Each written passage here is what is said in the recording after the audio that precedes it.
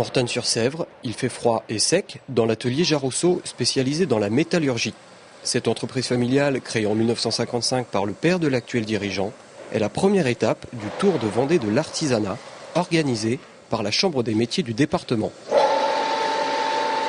L'occasion pour le président et ses élus de rencontrer des artisans chefs d'entreprise et de mieux les soutenir.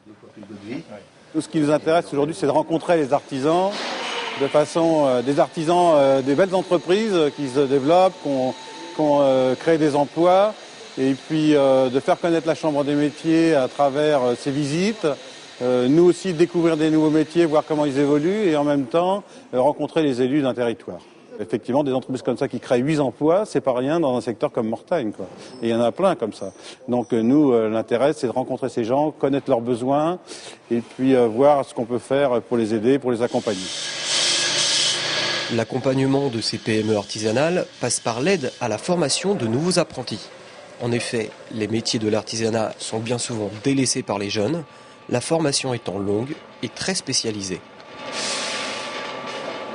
On est dans un métier où on a quand même quelques difficultés à trouver des apprentis, où la filière est quand même relativement longue, quoi. Parce qu'on a pour habitude de dire que pour former un apprenti, il faut 5 ans. 5 ans de formation avant d'être opérationnel sur le terrain, un engagement qui freine beaucoup de jeunes qui parallèlement s'intéressent davantage à ces métiers après une première visite au sein d'un atelier.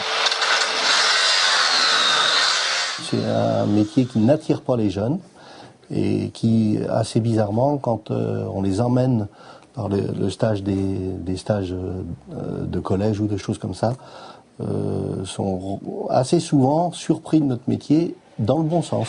Ce type de visite, c'est donc l'occasion pour la Chambre des métiers de l'artisanat de mieux cerner les besoins de ces filières et aussi de rester en contact avec le terrain.